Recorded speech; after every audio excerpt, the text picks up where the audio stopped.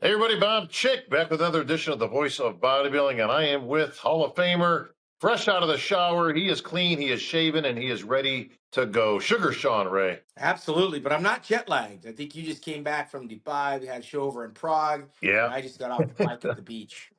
I am definitely jet lagged. Been on the road way too much, but you were traveling though, and we'll start off with that. I know you had a big seminar over in Jersey, Yeah, I believe. yeah. I went over to Apollon Gym. I joined seven-time Mr. Olympia Phil Heath and a little troublemaker Lee Priest out of Australia. Although he was very easy to handle this time around. I think he's mellowing as he gets a little older. We all are. And we had some fighters, and the host was very gracious out there in New Jersey. It was a good panel. We had Akeem. Akeem, the boy from the fifth floor upstairs. He was there, Akeem Williams, and yeah, ironically, he wasn't in the top 10, Bob. I told you earlier, and he said he should have been. I Yep. said, why? And he said he had a better back, and he had this, and he had that, and I'm like, all right, was he seeing what we were watching? Because I wanted to know who was he going to beat in the top 10 of the Olympia, and he was very articulate. He actually thought he should have beat Tonio, and thought that he fared very favorably with Brandon.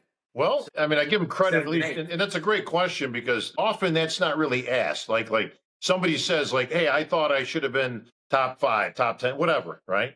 But they never actually say, Yes. "Well, who do you believe you could have beaten, or who do you believe you were better than?" So, Yeah. props on the question, and props for him to answering it because I always like when somebody listen. It's nothing personal. You just thought you were better than those guys. I don't believe he was better than those guys. I don't believe he was better than Good Vito. So I think he was placed pretty much where he should have been. Yeah, I thought it was accurate. I mean, but it's always interesting to hear from the athlete because they're there in real time, right? You're like, Sure. how the hell did that guy beat me? How the hell did that guy beat me? And then you go back, look at the film, look at the videos, and if you still feel that way, you've got some soul searching to do. I mean, it wasn't the best Akeem, let's put it that way. And again, sometimes when you qualify for the Olympia and then you get to the Olympia, some of the guys you see qualifying, you actually think you can beat. I remember I used to look at LeBron and think, he's little. I could beat this guy and I could beat that guy. And then you get on stage with them, they put those comparison shots up, you watch a little video, and you're like, okay, I got some more work to do. And me personally, I think Akeem's got some work to do. I'm not sure if he's headed in the right direction. He's seen better days, not getting any younger. But when you get older, the skin, like Samson, starts to get thick. Yeah. And those details we see when you first come on the scene, sometimes they get blurred and you don't look the same, even though the size is there. The detail's not, and you start picking people apart, and the younger guys come up. Well, this is kind of an interesting study, Sean, and it's something we were talking about some time ago, but our subject matter wasn't Akeem Williams, it was John De La Rosa. So Yeah, Akeem, in a similar situation, seems to find his way there every year. He's qualified for the Olympia 10 years or so. He always yeah, seems to make his way there, legit. He's picked out another show. I believe he's competing this week. I think there is a show correct. off the grid somewhere It in, is. but it is an Olympic qualifier. It's a show that he, by the numbers, I did see in this initial. What's that?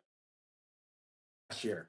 I think he did, yeah. And It started qualifying. he looks poised that he could win it again this year. But it brings up the question to me. So he can do enough to get to the Olympia, but then when you get to the Olympia, you're on the outside looking in. Is it Well, worth it for the experience? Is it worth it to say I've been in X amount of Olympias? Or is that yeah. just a price to pay that you're putting in all this time, effort, and money into something that you almost are assured that you're not going to be in the money when you get there? Yeah, and again, I've addressed this many times that just because you're qualified doesn't mean you're ready. And if you've been there and you've gone through that, waiting game and standing around and Right? being overlooked or not even being overlooked, but actually being outgunned. No, I've advised many guys. I advise many guys not to go just because you can.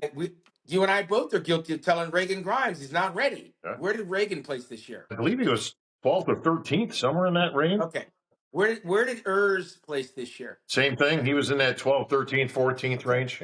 Now, these are guys that have been to the Olympia before, but we predicted that they wouldn't be in the top 10. Now, as we get further from the stage, we look at it more as a business. Is it worth I don't know, 10, 12, $8,000 that they got on the stage by comparison to the 3 or 4 months of commitment? 3 or 4 months of commitment, day in and day out, twice a day in the gym, 6, 7 meals a day, the therapy, the rehab, the isolation, the distancing, the all of the stress. For a guy that's been to the Olympia, they know. So if I don't believe I'm a guy that can be in the top 10, I'm probably going to sit it out and I'm going to go on the circuit where I can be more competitive and really make some money. Remember a guy named Darren Charles? We used to call him the king of the $10,000 shows. Dazzling He made there. a small, yeah, he made a small fortune. He would go to the Olympia and do his little display, but he knew the down and distance, and he wasn't a bigger bodybuilder. So the ups and downs and the ebbs and flows weren't as bad. He stayed in shape a lot. He did a lot of shows, kind of like Vince Taylor and Dexter Jackson. But these big guys going to the Olympia and then you're not able to make that top 10, I think at some point you're going to have to question the investment of whether you should go there or whether you should win these other smaller shows. Well, if it was structured differently, I could see a different answer because, quite frankly, we're in a game that you say, well, wait a minute.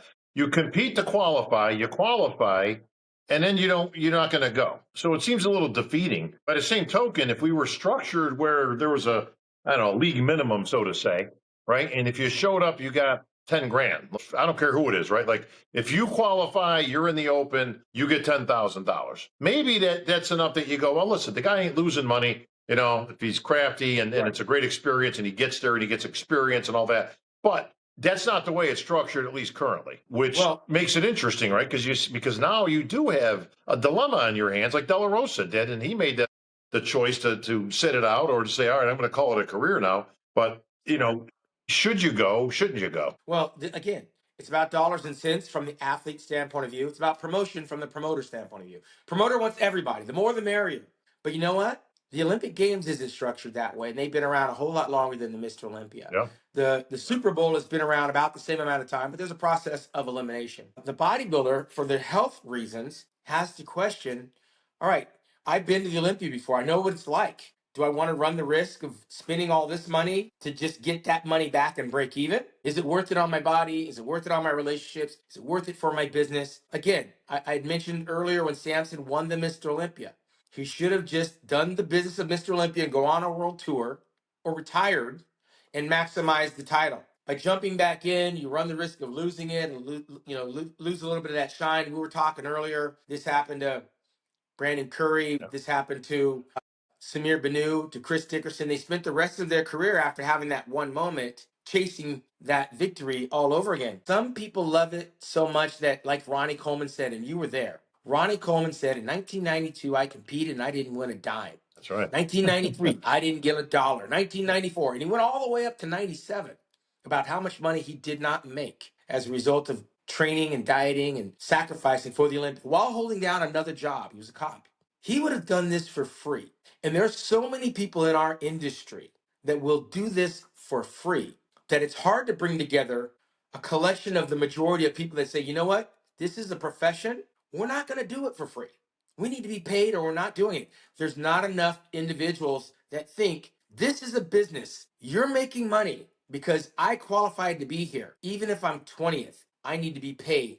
If I'm not getting paid and I'm 20th, then I'm going to do a show that I can get paid at. That's the essence of being a professional. Ronnie Coleman in the 90s would have done it for nothing. He didn't mind losing. He didn't mind not getting paid because he didn't mind working his other job where he had a pension and he had insurance and he had an income. For him, this was recreational until it became a business. But there's very few and far between. Well, that can do this for free. let me I interject. never would. Let me interject this as well. While everything Ronnie said was absolutely true, Ronnie was climbing the ladder. He was dead last in his first, and then all of a sudden he wasn't. And then he was 12th, and then he was 8th, and then he was 6th. So he was progressively moving his way up the ladder to an eventual victory. So some of the guys we mentioned have been spinning their wheels and they haven't really moved anywhere. So there are some differences there. But before I get into the next topic, because as you mentioned, Samson, there's a few other guys I want to get into of what their future possibly looks like. I'd be remiss, Shawn, if I gloss over the fact that you were at a seminar with our good friend Lee Priest. For the most part, the three of us have never really been on the same page when it comes to various things. There's no personal animosity, but clearly sometimes we're not only not on the same page, but not even reading the same book. But in what might be the fifth sign of the apocalypse, Shawn, and what might be a world-ending beginning, we have all basically agreed on something that Lee came out with, and we'll put a graphic up. So Lee put out his top 10 of the Olympia, and both of us chimed in with a whole bunch of other pros on the thread, but which actually isn't really far off. I can't really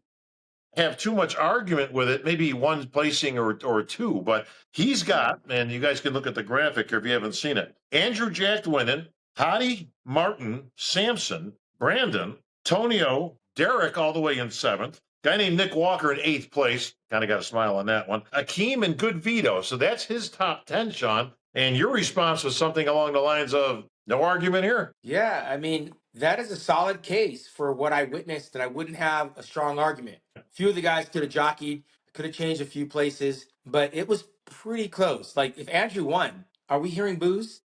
No, I don't think we would have. I don't no. think we would have heard boos.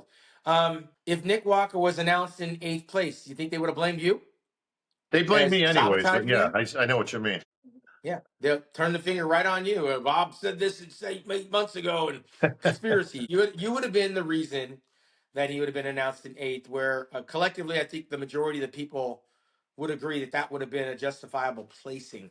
The one that people might raise an eyebrow at would be Derek Lunsford, Yeah, because they're looking through a different lens. They're looking at a guy that won $100,000 in Pittsburgh, 500,000 in Ohio, and then suddenly dropping down to what was the placing? he's got him in seventh. Yeah. So that arguably could have happened in the real world, but not in our world. And I think that's because of who he is and the titles that he possesses. But I don't think there would have been a whole lot of brouhaha had that been announced from the bodybuilding side, because we're bodybuilders. He's good.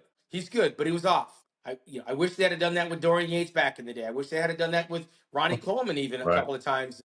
I was on the stage when Jay Cutler beat him in 2001. Yeah, I He beat remember him. that.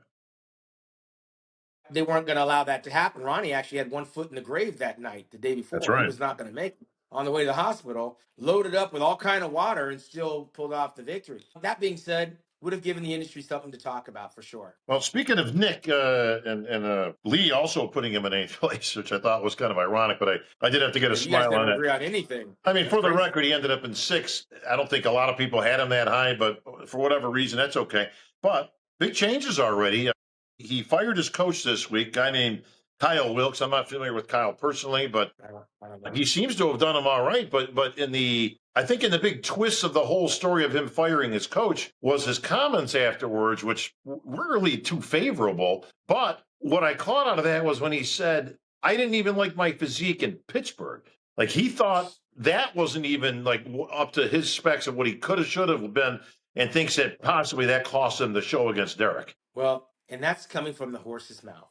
So all those people out there that were coming after me and you and everybody else that agreed with the judges, you're hearing it from the athlete. He said he wasn't at his best. Something was amiss. And then he believed the hype when the show was over. I think Nick started believing what he was hearing about himself, put himself in an autopilot mode and just was waiting to repeat what happens in Pittsburgh, and that's not how the human body works. And he missed his peak. We're not kicking a man when he's down. I don't want to take away any of the kids' shine. I've been lower than sixth place in a Mr. Olympia. I know what it feels like. Nick is world class. That being said, where do people get off getting mad at us agreeing with the judges Right. and actually hearing from the athlete himself saying that he wasn't at his best? If you're not at your best, you could be anywhere from second to 15th.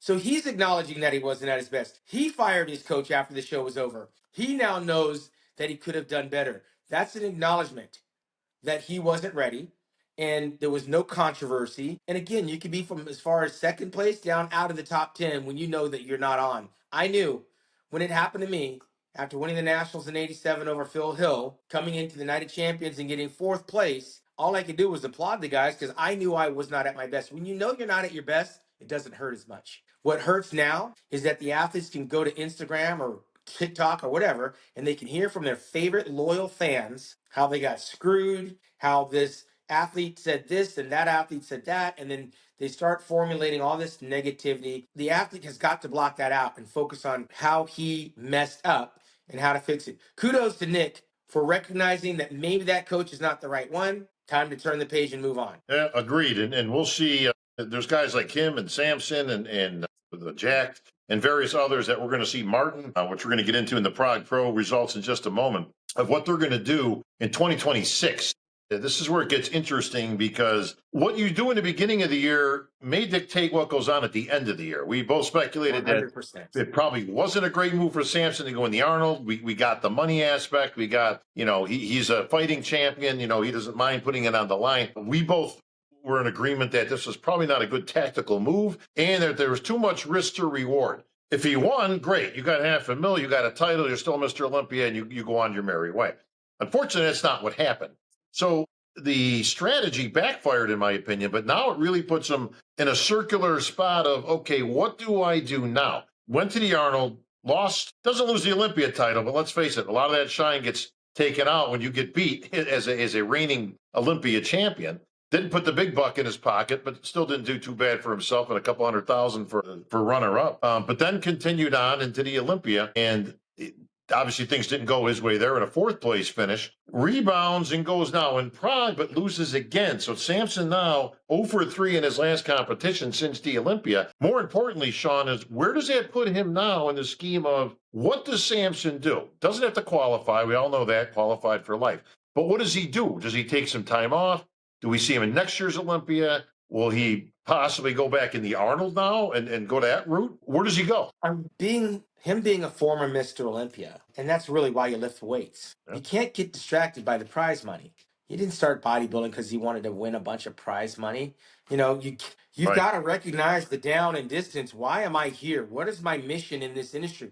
I won the Mr. Olympia. That's my childhood dream. He is doing the business. I think he opened a gym. Yeah. He's got his car. He's got his girl in his corner. He's got to get back to his original dream, the original game plan. He needs to wait for that Mr. Olympia and put all of his eggs in that basket while he does the other ancillary stuff that he has to do as a normal person, not under the pressure and the weight of contest preparation. Money cannot be the reason you're bodybuilding for the Mr. Olympia.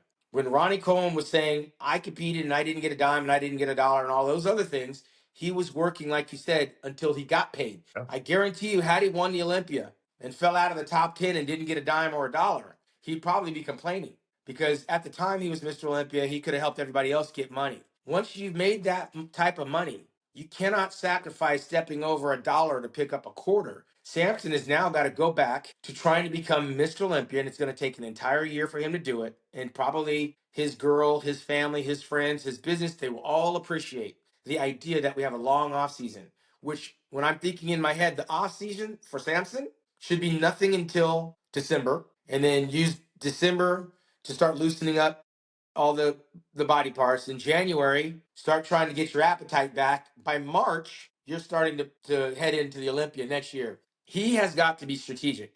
If he goes in a show for the money, I will put all of my money up to say that he will not win. I don't think Samson will win a contest if he jumps in it before the Mr. Olympia. So he needs to pay attention.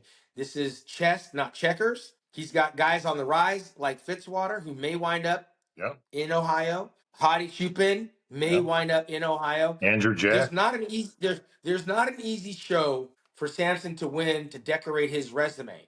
There's one show, and it's the Olympia. There's one mission to get the title back. There's one goal to improve, hold on to the size, get the detail. It's gonna take a season, and if he goes after the money, I'm betting against him. Well, that wouldn't be the bad bet because, like I said, he hasn't won in the last 3. I think he needs a break. If I was running his camp once again and giving some the right advices, it would be wait till next year's Olympia, come back at 100%. He still has the best physique. I mean, out of all the names we just mentioned, once again, we always go with our hypotheticals. If they were all 100% next Olympia, he still has the best shot of being Mr. Olympia because he's just simply got just a beautiful physique in terms of flow, in terms of round muscle bellies. Again, and I like Andrew Jack, I like Martin, I like Hadi, I like all those guys. But he still is better than those guys when it comes to checking off all those boxes if he can show up at 100%. So I agree with you, Shawn. Advice is from the boys here. Take some time off, champ. Go be the champion. Run your gym, your businesses. Go make your appearances. Go make a substantial amount of money. He's very popular, very good guy. Conducts himself like a champion, but don't get caught in this circular whirlwind of I need to get some titles and I need to win some money. And ultimately, what you don't want to do is come back at next year's Olympia and all of a sudden you're scrambling in 7th, 8th, or 9th. And we've seen that from prior champs like the Brandon Currys of the world. But It was the Prague Pro that was on everybody's mind this last week, Shawn, and for good reason, because Martin Fitzwater showed up about, I don't know, 10, 15% better than the Olympia. He was good at the Olympia. He was very good, but he was better here. You can tell he was a little bit sharper, didn't lose any of the fullness, comes in there as the defending champ. Talk about padding your resume, Shawn. So all this guy's done is beat some Olympians, and that he beat Bumstead last year. He beats, well, Keon, who threw his hat in the ring. So a couple of 212 guys beating a classic guy. And now he's beating a Mr. Olympias. You got to give it to Martin, man. I mean, he's just kicking ass and taking names. They're not giving him any handouts. He's doing it the hard way. He's doing the business, and he did it. Again, it becomes very strategic after that. I think he picked up a cool 30,000. I think at the Olympia, he probably got around the same amount. Sure. For fifth place. He could have arguably been fourth. He could have beaten Samson on that night as well. He's heading in the right direction. We were kind of writing him off a little bit before the Olympia. We knew he had the potential. He will be back. He's definitely a contender. I think he has to be very strategic. He is qualified now for next year. Yeah. By winning. So he could take a nice long break, but he's also thirsty for that money. He's also thirsty to continue to make a name for himself. It worked well for Nick Walker when he won the Arnold Classic.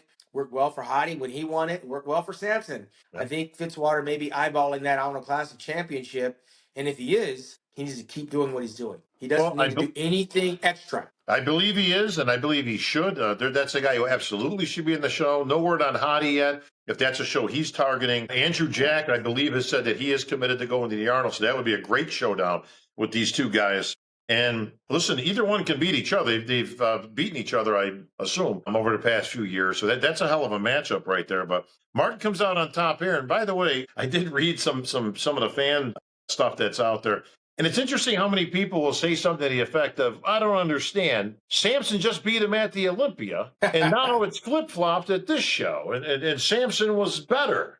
And it's like, guys, like, seriously, like, it's a whole different show. It's 3 weeks later. Different judges, different stage. Different everything, right? Different everything, including two guys that brought two different physiques that they had at the Olympia. Listen, Samson was not good for Samson at the Olympia. He was downsized. He was flat. He obviously missed the mark. He recognized that, bumped his weight back up, looked much better at the Prague show than he did at the Olympia. That said, Martin was very good at the Olympia, didn't nail it 100%, but I'll be damned if he wasn't near 100% here at Prague. So it's not that big of a stretch that two guys who place next to each other would be reversed in another show, like you said, with different lighting, different judges, different everything. Well, remember, I said Samson in 2 or 3 weeks had more things that he needed to work on. He needed more time to work on the things that were missing at the Olympia. So he couldn't do it in 2 or 3 weeks. Whereas Fitzwater was right there. Just needed to be sharper. Just had to tighten it up just a little bit more. We said it backstage at the Olympia. He said detail, detail, detail. And it worked for him. Arguably, it was probably the best he looked. And you know what? It has a lot to do with stage lighting. Has a lot to do with the proximity of the cameras and the angles, how people look, what we're seeing, because we didn't go to the show. Again, that's a big feather to have. I think he's got some confidence. I think Samson needs to keep his head up, just go back to the drawing board. But he had more things to fix between the Olympia and Prague than Fitzwater, and I don't think that was even a debatable victory for Fitzwater there. Well, you're right about that, because Samson needed to bring it up and bring it down all at the same time, which is not easy, as anybody who's ever competed knows. Well, while we're talking about Prague, the problem I have with Prague was Keon losing to Krizo. That, to me, was a travesty. I felt for Keon. I felt the pain for Keon because Krizo, as good and big as he is, you cannot get past the barrel stomach, the lack of detail. The trunks were disappearing into his flesh. There was no taper. Krizo looked good in certain poses, but in the overall flow, Keon wins that show every day, all day, with Stevie Wonder being a judge. Well, when you say you mean he beats Krizo, not that he wins the show. Yeah, correct. Yeah, because... And that was my next question to you is did Keon get exposed at this show? Now, granted, there were some good bodybuilders in Martin, Samson, and even Krizo when it comes to the muscularity department, but certainly void of Hottie, Jack, and Derek. Keon went in there with some high expectations. People thinking he could win this whole thing. You know, this could really set a mark, you know, in a guy that could win an open show. And we didn't really see that materialize. Now, I didn't think Keon was as good here as he was at the Olympia. If he was Shawn, he certainly would have placed above Krizo. But does he place above Samson or Martin even at 100% or no? Well, yeah, what I discovered was sometimes you're only as good as the people you stand next to. Mind you, looking at Keon the last 3-4 years, we were comparing him with Shawn Clarida. Arguably the only comparison with Shawn Right. Clarida. And Shawn's a diminutive 177 pounds, and Keon just looks so much bigger and fuller. And wow, this guy puts on some weight. But then you put him on that open stage and he kind of disappeared. He didn't have the wow factor because now he's standing up against guys bigger. Sure. And so he loses that advantage of being bigger than Shawn to guys like Samson and Krizo, who Samson's better, Krizo's bigger. And if you lose that battle, my inclination for advice for Keon, stay with what got you there. Don't change. He came up a little bit for this show, it looked like, but he was already at the cusp in Las Vegas. But he should do what James Flex Lewis did. Stay there, win as many 212 titles as you can. Let these big guys graduate and maybe down the road go. I personally don't think it's time for Keon to go in the open. I think there's open shows he can win, but he'd have to be strategic. But in the meantime, don't bother. Flex Lewis wasn't out there competing in a bunch of open shows. No. He was winning the 212, and that was it. And he was elevating his business, his visibility, popularity, and all of that. You know what? Keon doesn't have to reinvent the wheel. There are many shows out there. Very few will pay you $50,000 and an Olympia title. So I would just go around, market that title, be a special guest, do the promo, do the speaking, get your product endorsements, and be the king of the 212 for as long as you can. Well, no argument with that. I've changed my opinion. You see that? I've changed my opinion because I was saying Keon was the best bodybuilder. Yeah. But now that we've seen him against some of the best, Heidi wasn't there and Derek wasn't there. So where would that have put him? Well, and this is why we play the game, right? Because listen, we speculate. That's what we do. Okay, that's what we get paid to do. We speculate. We give our opinion. We give our assessment. Until it actually plays out, sometimes you just don't know. You don't know what a guy looks like next to somebody else. Yeah, and I think people don't have enough perspective. Obviously, we have a little bit better. Keon's 35 pounds heavier than Shawn Clarida. Okay, now I want everybody to think about that. 35 pounds of muscle, all right? He's a little taller, but he's not that much taller, right? But he's so much bigger because Shawn obviously has a very small bone structure. He's 35 pounds bigger. When you're 177, let's say that, he's, I think he was 211, give or take. Yeah.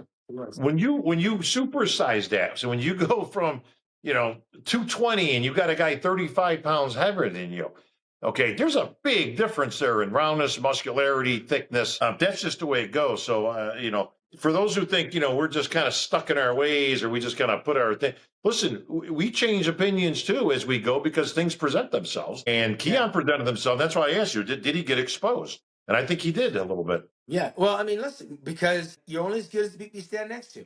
And he was the best 12. And we saw some chinks in the armor because Shawn showed up and showed that things are possible. And on any given day, you can be beaten. I always felt that way going up against a guy 5 inches taller and Dorian, Flex, and Kevin and Ronnie. I didn't stay home because they were just bigger. I just focused on me.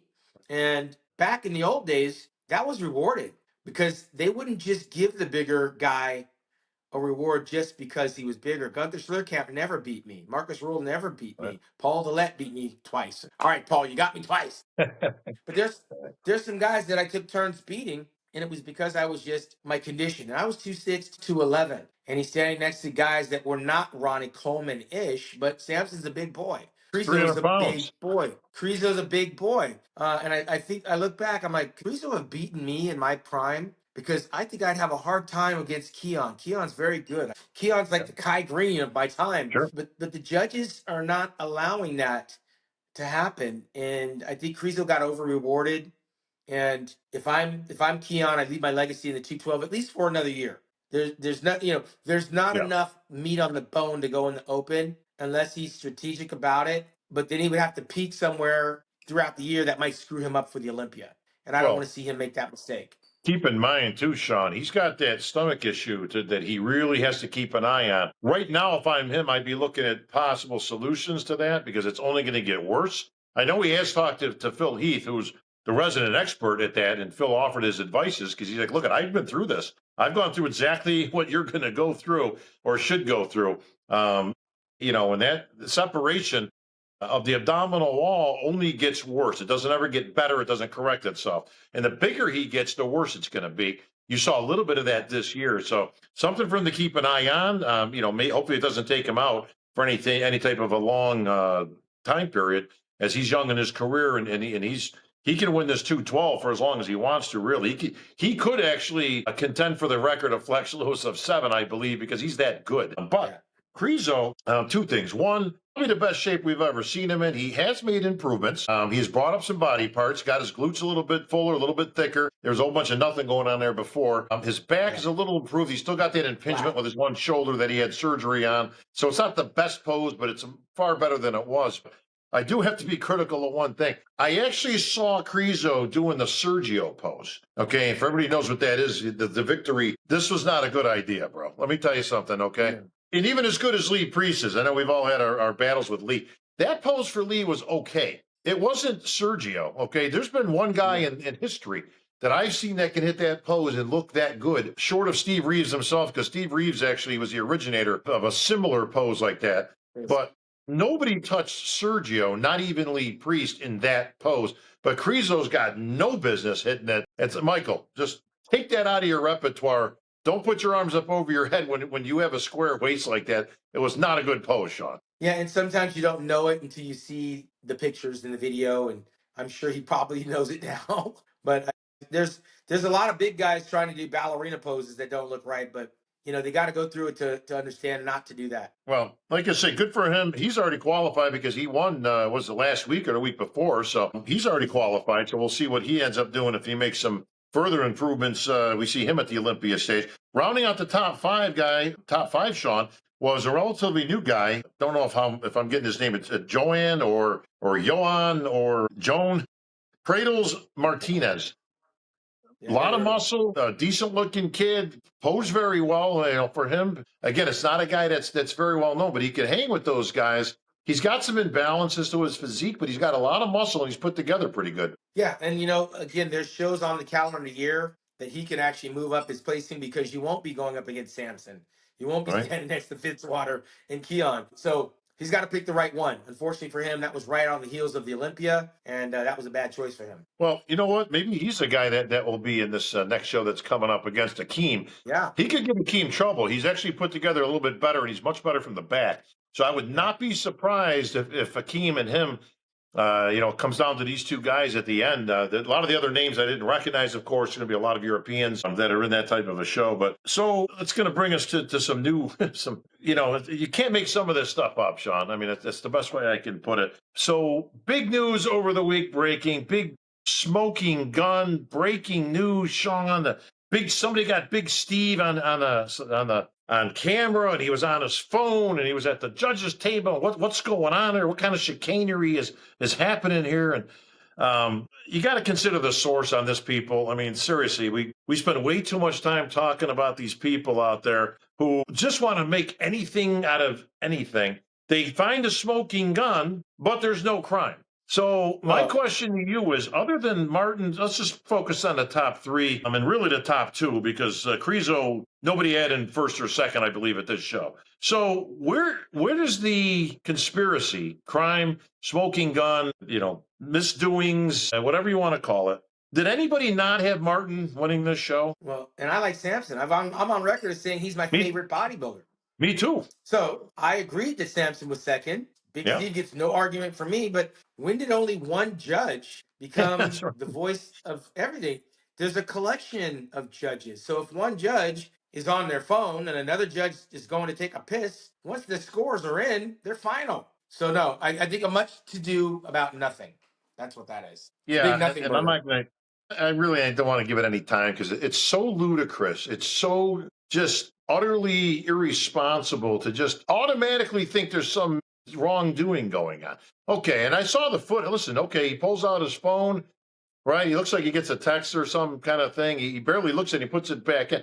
Listen, you and I have been overseas 10 million times. People text me all the time. Actually, if you catch me on stage a lot, I'm getting messages on my phone there all throughout the night. And there are all kinds of messages in terms of production stuff, what's going on, celebrities in the audience, you busted my balls from the first row. So this isn't unusual, but what do you believe could possibly happen there? That, again, what is the crime? Like, where is the wrongdoing that went on here. And then I've even heard some of these guys. Another one was totally different, but same type of thinking, that Derek winning the Olympia, okay, is controversial, and there's some shenanigans going on there because, and they were asking each other these questions, okay? Who was the title sponsor? Well, New Tech. And Derek, and who's Derek signed with? Well, he signed with New Tech. Well, there you go. There you go. Just going to leave that there. Except for one thing, Sean, if memory serves, wasn't New Tech the title sponsor last year when Derek took third? Yeah, I mean, you can make a conspiracy out of anything. Listen, the fake news media, the conspiracy, I don't give it weight because there's no foundation from where it comes, but anybody can complain about anything. So if it's that bad, get out. I mean, I complained about prize money for all. That didn't benefit Shawn Ray. The things I was arguing, I didn't get a chance to benefit from. The 212 division benefits because I was complaining about the small guys getting disenfranchised. I'm not so sure I would be caught up in a judge on a telephone trying to figure out who he's talking to or who the message is coming from. I'd be more concerned about the contest being turned upside down on its head. There was not one boo. There was not one complaint. So whoever's complaining now after the fact, talk to Samson. I think Samson was the first one to say, hey, congratulations to Fitzwater. I mean, he caught me. I mean, that's what sportsmanship's about. Recognizing whether you should win or lose. I don't think Samson on any level believes that he won that show. And if he's okay with that, I'm okay with it. So anything else coming out on the internet, I can't give it a whole lot of weight. Well, for some of these new cats that are around and joining us in as new fans, so to say, me and Sean have been around for some time. This isn't our first rodeo in terms of hearing these type of things. We heard it with Jay Cutler when Muscle Tech was a title sponsor. We heard, you go back to Lee Haney when Lee Haney signed with Twin Lab, right? And that was a major thing. Or Jay when he signed with Muscular Development over Weeder. Oh, he'll never win the title. You watch, only Weeder athletes will win the title. So we have seen this for years and years and years, and it always gets played out the same. Just like I just said, that New Tech was a title sponsor last year. Their poster boy, Derek, didn't win, didn't even take second. He ended up taking third place. So where was the conspiracy then? There's a lot of people after this year's Olympia, mostly Persians, saying that Hadi didn't win because he's Persian. I'm thinking, he's got an Olympia trophy at his house. What are you talking about? Well, you can argue about anything. I think he was Persian the other year too, wasn't he, when he won the show? You can make a case for whatever, but it's what you want to. What do you want to put stock in? Listen to the messenger. I give more credibility to the people that know what the hell they're talking about. Well, listen, in order to have a good conspiracy, there has to be a means and an end, right? Like there has to be something there at the finish line in order to justify this, right? So what is the advantage whether Martin wins or Samson wins in terms of this would get overturned or somebody wanted the other guy? First of all, again, I love Samson. So do you. Again, I've been singing his praises since he was an amateur when you could see him coming a mile away. But I got Martin winning. You got Martin winning. Everybody that was there had Martin winning. The judges had Martin winning. Now, listen, is it a blowout? No, listen, it's a 1-point decision, I believe, because it's still close. Samson's still a big dude.